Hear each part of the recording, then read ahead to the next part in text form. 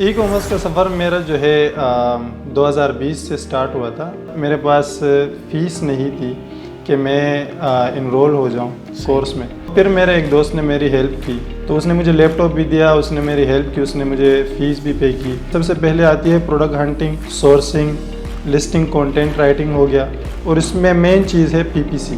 जो e commerce है इसको लोग बहुत इजीली लेते हैं, तो ये बिल्कुल इतनी इजी भी चीज़ नहीं है कि आप बिल्कुल बस आपने कोर्स में एडमिशन ली, कोर्स स्टार्ट हुआ और कोर्स के एंड होने तक आपको क्लाइंट मिल जाएगा और आपके मज़े होंगे। ऐसा नहीं होता।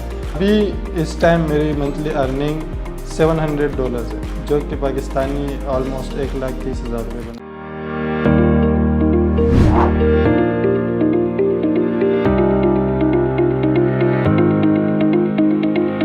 अस्सलाम वालेकुम नाजरीन, शेयरिंग ऑफ प्रोफेशनल विजडम के साथ मैं हूं आपका मेज़बान अली रहमान खालिद।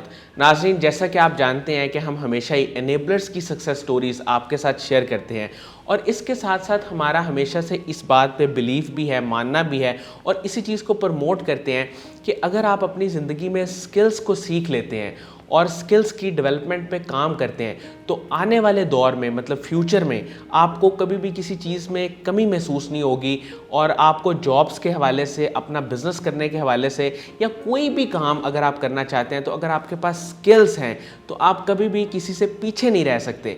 आपकी एजुकेशन बहुत इंपॉर्टेंट है आपकी ग्रूमिंग के लिए, आपकी डिग्रीज़ भी बहुत इंपॉर्टेंट हैं किसी जगह पे जॉब लेने के लिए, एंट्रेंस को क्रैक करने के लिए, बट सबसे इम्पॉर्टेंट चीज़ ये है कि आप स्किल्स को किस तरह पॉलिश करते हैं और किस तरह यूटिलाइज़ करते हैं, क्योंकि एट द एंड जब आप कहीं पे जॉब स्टार्ट करते हैं तो वो आपके स्किल्स को देखते हैं। अगर आपके बहुत अच्छा CGPA भी है लेकिन आपके पास स्किल्स नहीं है तो आप उस जॉब के लिए इररेलेवेंट हो जाएंगे। तो लिहाजा अपने स्किल्स पे काम करें, और ई कॉमर्स की जो पूरी फील्ड है वो है ही प्रैक्टिकल और स्किल्स पे काम करने वाली है।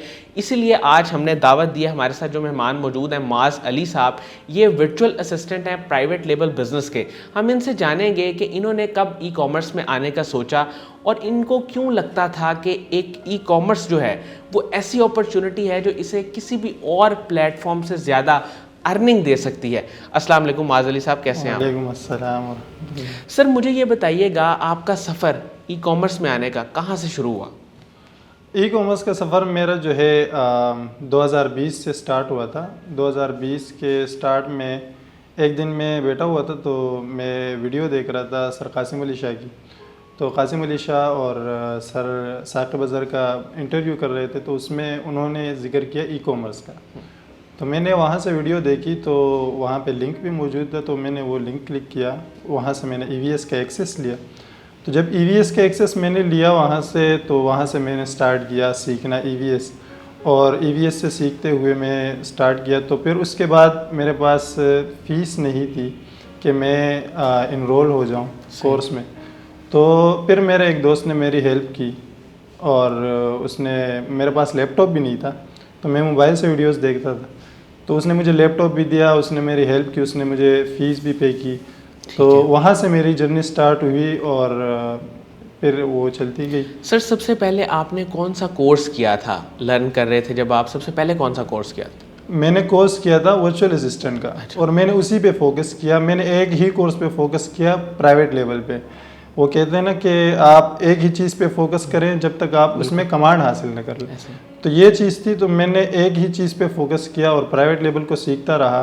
तो अभी अल्हम्दुलिल्लाह मैं प्राइवेट लेवल पे ही काम कर रहा हूँ और अच्छा खासा काम चल रहा है, ज़बरदस्त। सर, प्राइवेट लेवल की अगर हम बात करें तो सबसे इम्पॉर्टेंट स्किल्स, एक, दो या तीन ऐसे स्किल्स जो आपको लगता हो कि ये बुनियाद हैं प्राइवेट लेवल बिजनेस की या उसके वर्चुअल असिस्टेंट के तौर पे काम करने के लिए बहुत इंपॉर्टेंट हैं, वो स्किल्स कौन से हैं? वर्चुअल असिस्टेंट के लिए स्किल्स आपकी जो होनी चाहिए कि भाई सबसे पहले स्किल तो ये है कि आपको एक चीज़ जो आप कर रहे हैं, एक काम जो आप कर रहे हैं, उस पर कमांड हो। ऐसा ना हो कि भाई आप किसी से बात कर ले, आपने क्लाइंट को डील कर लिया और आप उस चीज़ पे कमांड नहीं है आपको, ठीक है। उसमें यह है कि आपकी सबसे पहले आती है प्रोडक्ट हंटिंग, सही, सोर्सिंग, लिस्टिंग, कंटेंट राइटिंग हो गया, और इसमें मेन चीज़ है PPC, कि आपकी PPC बेहतरीन हो, आपकी उस पर कमांड हो। क्योंकि जब एक प्रोडक्ट लाइव हो जाती है तो अब उसको सेल करना होता है। जब सेल करना होता है तो उस सेल करने के लिए आपके पास स्किल्स होनी चाहिए कि भाई वो प्रोडक्ट रैंक कर जाए। जब प्रोडक्ट रैंक नहीं होगी, आपका मेथड, आपकी रिसर्च काफ़ी अच्छी हो, लेकिन आपके पास अगर पीपीसी की स्किल्स नहीं है तो आप उस प्रोडक्ट को रैंक नहीं कर पाते। ठीक है सर, पीपीसी की आपने अभी बात की, मैं चाहूँगा थोड़ा सा आप बताएं कि पीपीसी स्किल्स क्या हैं और हम इस पे किस तरह से काम कर सकते हैं, स्ट्रेटजी कैसे बनाते हैं आप पीपीसी के लिए? पीपीसी पेपर क्लिक होता है, ये अमेज़ोन की तरफ से एडवर्टाइजिंग होती है जो आपके प्रोडक्ट के लिए वो करते हैं, आप उनको पे करते हैं। तो ये पेपर क्लिक का सिस्टम जो होता है, इसमें अमेज़ोन आपको रैंक करवाता है, आप उनको पे करते हैं। तो इसमें जो स्ट्रेटजीज़ होती हैं ये हर प्रोडक्ट की अलग होती है, यानी आप किसी भी प्रोडक्ट, सेम प्रोडक्ट्स पे, अलग अलग प्रोडक्ट्स पे सेम स्ट्रेटजीज़ अप्लाई नहीं कर सकते।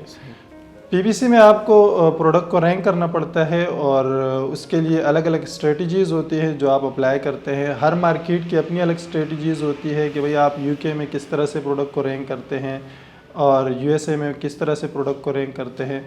दूसरी चीज़ इसमें होती है कि आपकी जो पीपीसी है वो आपकी प्रोडक्ट पे डिपेंड करती है। प्रोडक्ट जिस नौइयत की होती है उस तरह आपकी पीपीसी चलती है। अगर आपकी पीपीसी, आपकी प्रोडक्ट में कंपटीशन बहुत ज़्यादा है तो आपकी पीपीसी भी टाइम भी लेगा और आपसे उसमें एक्सपेंड भी होगा। सही। ठीक है, अगर आपकी प्रोडक्ट में कंपटीशन कम है तो आप इजीली रैंक कर जाते हैं और उसमें इतनी मेहनत भी नहीं लगती। सर, जो लोग ई कॉमर्स में आना चाहते हैं, और बहुत सारे लोग ऐसे हैं जो समझते हैं कि हम मतलब कोई और काम करेंगे तो उसमें हमें मेहनत ज़्यादा करनी पड़ेगी, टाइम ज़्यादा लगेगा, लेकिन अगर हम ई कॉमर्स में जाएंगे तो बहुत जल्दी, जाते साथ ही विद इन अ क्लिक हम वो चीज़ों को सीख जाएंगे और पैसे कमाने शुरू कर देंगे। क्या ये बात दुरुस्त है?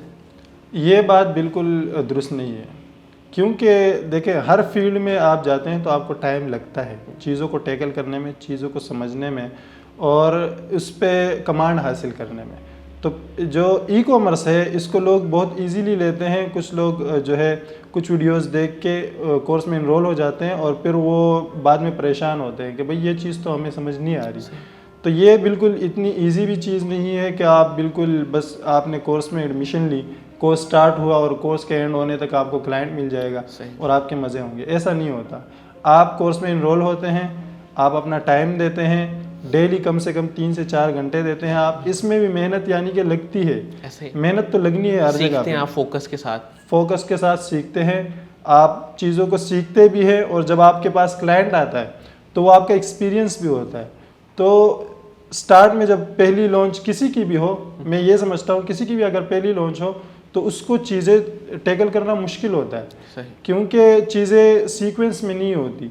लेकिन पहली लॉन्च के बाद आपकी चीज़ें सीक्वेंस में आती है और चीज़ें आपको अच्छी तरह से समझ में आती है। सर, आपको कितना वक्त लगा जब आपने कोर्स में एनरोल किया और उसके बाद सीखने के बाद अर्निंग के फेज तक पहुंचने में कितना वक्त लगा टोटल? मैंने अपनी जब जर्नी स्टार्ट की VA बैच 8 से, तो वहाँ से जब मैंने स्टार्ट किया तो मेरी तीसरी क्लास में मैंने अपनी पहली प्रोडक्ट सेल कर दी थी। तो वहाँ से मेरी अर्निंग स्टार्ट हुई और मुझे ये भी हो गया कि बिलीव हो गया मुझे कि भाई ये फील्ड मेरे लिए बिल्कुल सही है। तो उसमें फिर वहाँ से स्टार्ट हुआ मेरा, और उसी के बाद फिर जब मेरा कोर्स एंड हुआ तो मुझे मेरा पहला क्लाइंट मिला, तो वो USA से था और फिर उसके साथ मैंने काम स्टार्ट किया।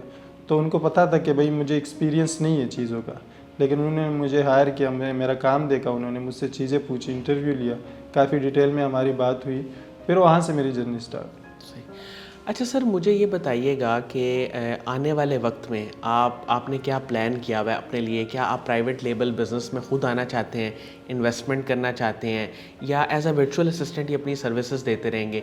क्या प्लान है? सर कासिम अली शाह ने एक वीडियो में कहा था कि एक हाथ आप सीनियर का पकड़ें और एक जूनियर का। तो मेरा यही एम है कि इंशाल्लाह फ्यूचर में मैंने दूसरे लोगों को अपने साथ काम में लगाना है, और अभी भी मेरे साथ 2 बंदे काम कर रहे हैं इंटर्नशिप पे। माशाल्लाह। तो यही एम है कि अपना प्राइवेट लेबल बिज़नेस भी करना है और आगे चल के इंशाल्लाह लोगों की खिदमत भी करनी है, लोगों के अपने साथ भी लगाना है। सर, अभी आपकी मंथली अर्निंग कितनी है? अभी इस टाइम मेरी मंथली अर्निंग $700 है, ठीक है जो कि पाकिस्तानी ऑलमोस्ट 1,30,000 रुपये बनते हैं। सर, वो एक स्किल जो आपके लिए कह लें कि टॉप ऑफ द लिस्ट है, जिसने आपको हेल्प किया इतनी अर्निंग करने में, जो अभी आप कर रहे हैं, वो एक स्किल कौन सा है?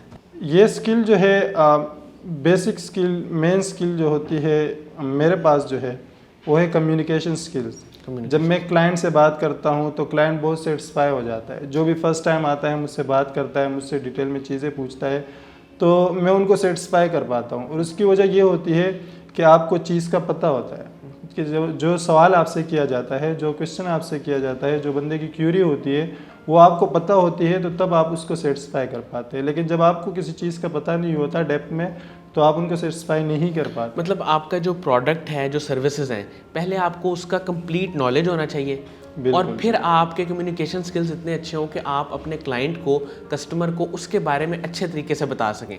बस यही एक टिप है जिससे आप क्लाइंट्स को ग्रैब कर सकते हैं और उन्हें सेटिस्फाई कर सकते हैं। बिल्कुल, ये जब आपके पास एक स्किल है, आपने सीखी हुई है, लेकिन आपको उसको एलेबोरेट करना नहीं आता, किसी को समझाना नहीं आता, तो आप किसी को सेटिस्फाई नहीं कर पाएंगे। और एज अ वर्चुअल असिस्टेंट आप अपने क्लाइंट को सेटिस्फाई करना आपको पड़ता है, और ये ज़रूरी है कि आपका क्लाइंट आपसे सेटिस्फाइड हो। एनेबलर्स का एनवायरनमेंट आपको कैसा लगा? इनेबलर्स का एनवायरनमेंट बहुत ज़बरदस्त लगा, क्योंकि हर बंदा आपकी हेल्प करता है, हर बंदा रेडी होता है कि वो आप उनसे सिर्फ सवाल करें, वो आपको हर चीज़ डिटेल में समझाते हैं। किसी भी टाइम आप उनको मैसेज करें, फ़ोन करें, आप उनसे कोई भी क्यूरी पूछे तो वो आपकी हेल्प करते हैं। सर, साकिब अज़हर साहब का एक विज़न है, वो एक ऐसे इंसान है कि वो हमेशा ये चाहते हैं कि लोगों को प्रमोट किया जाए, उनमें स्किल्स ऐड की जाएं, उनको एनेबल किया जाए, उनको रोज़गार फ्राहम किया जाए, और उनको किसी ना किसी तरीके से हेल्प आउट किया जाए। अभी उन्होंने रिसेंटली अपना एक स्कूल का प्रोजेक्ट शुरू किया है, उसके पीछे भी एक विज़न है, वो हम किसी और वीडियो में उस पर बात करेंगे। लेकिन उनका विज़न ओवरऑल ये है कि हम लोगों को प्रमोट करें, लोगों को एक स्किल सेट दें। उनके काम को, उनकी स्ट्रगल को आप कैसे देखते हैं? सर, साकिब अज़हर का काम बहुत बेहतरीन है, और उनके विज़न को देखते हुए ही मैं इस फील्ड में आया था। और अगर मैं समझता हूँ कि अगर इनेबलर्स नहीं होता तो आज तक मैं ई कॉमर्स को नहीं जानता।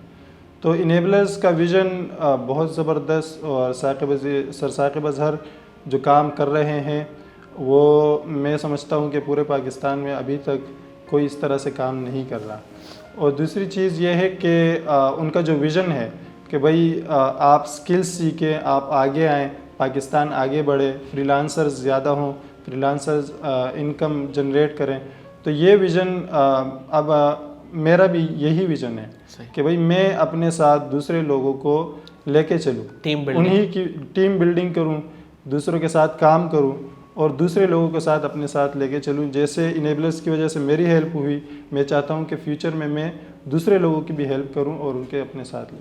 Thank you so much Maaz Ali साहब, आपके वक्त का। नाज़रीन, मुझे उम्मीद है कि जो लोग ई कॉमर्स से रिलेटेड इंटरव्यूज़ देखना चाहते हैं, और ख़ास तौर पे वो ये जानना चाहते हैं कि कौन से स्किल्स हैं जिसके ज़रिए आप क्लाइंट्स को ग्रैब कर सकते हैं, उनके लिए इंटरव्यू बहुत मुफीद साबित होगा। क्योंकि उन्हें इस चीज़ का पता चला होगा कि अगर आपके पास प्रोडक्ट नॉलेज कंप्लीट है और आपने उसको अच्छी तरह स्टडी किया हुआ है, उसकी निटी ग्रिटीज़ को आप जानते हैं, तो फिर क्लाइंट्स के साथ बातचीत करना, उनको कन्विंस करना, उनको अपना नॉलेज मुंतकिल करना आपके लिए कोई मसले वाली बात नहीं, और आप आसानी से क्लाइंट्स के ज़रिए फिर अर्निंग भी कर सकते हैं। बहुत बहुत शुक्रिया। अल्लाह हाफ़िज़।